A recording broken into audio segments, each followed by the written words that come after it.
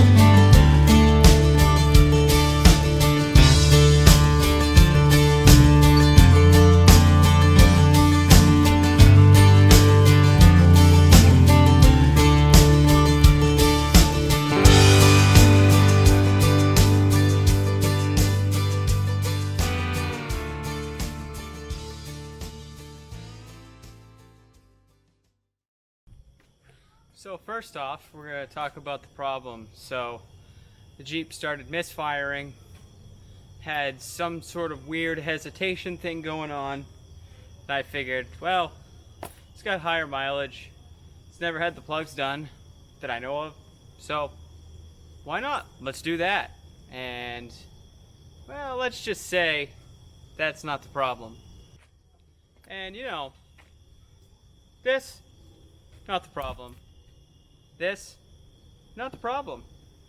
So I'm going to show you what I did in the testing to diagnose that, and then I'm going to give you a little insight of what we're going to try, as I saw a guy on the old YouTube there that had a good idea, and it's kind of a last ditch resort before I pull the head off, but I'm going to show you that. And this is what we're working on, and I've already taken the coil off and I tested it, and I'm going to show you the testing of that and how I did that. And I pulled all the plugs, changed all the plugs in it, so they're all brandy spanking new. But what I found out, and I'll show you in the next clip, is this coil is fine and the other coil I tested is fine. There's nothing wrong with the coil.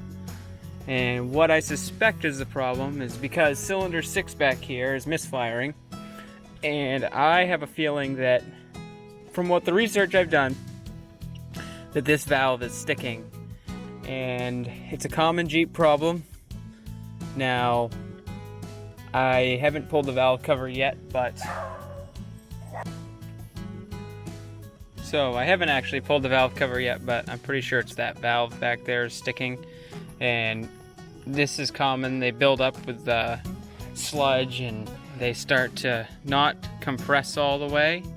And so what it in essence does is it creates a compression problem and creates a misfire. So I have a trick, and I'm going to show you that, and you're going to think I'm crazy, but I've seen it done before and it works. So if this works, that'll be amazing, and I don't have to pull the head.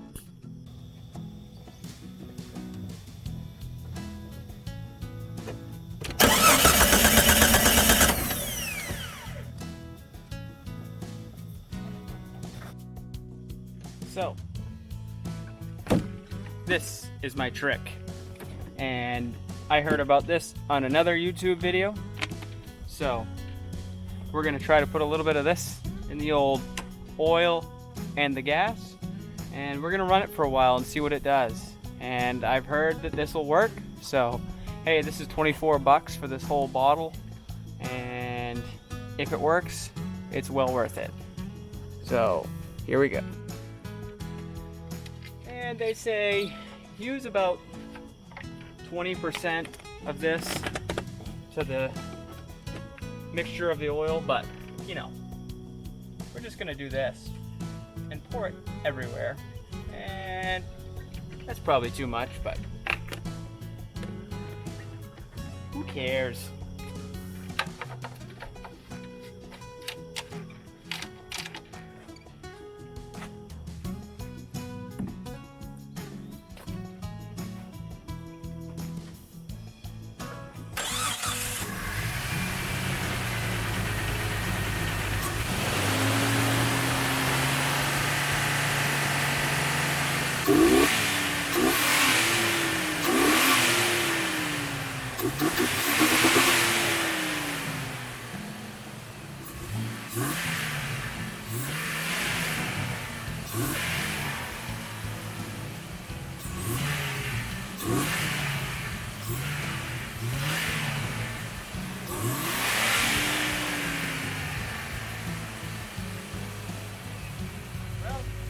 Sound better already, so we're gonna keep running it and we'll check in a little later and see what we come up with.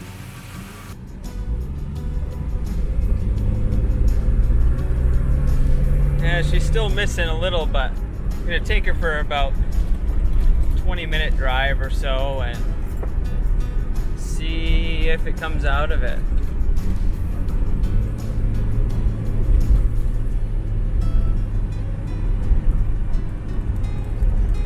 It's already better than it was. It was pretty bad before. So it's still got a little bit of a miss, but it's coming out of it. I'm pretty happy with it. So we're gonna keep trying the mystery oil, change the oil a few times, and keep desludging the motor and see if it comes out of it. If it doesn't, I'll have to pull the head. But you can hear it's got a little bit of a miss here still in there, but it's a lot better than it was. So we're gonna try this theory and hopefully it works. So that's gonna do it for this episode. That's gonna do it for this week, and I hope that you guys like this content, and I hope that I can be as informative as I can. Sometimes I don't have the time to go real in-depth, but get a basic overview. And if you like this content, please hit that like button down below and give us a good thumbs up. And might as well subscribe while you're at it. And I do appreciate you supporting this channel. And I hope to see you guys out there on the trails. Thank you for watching Overland Garage.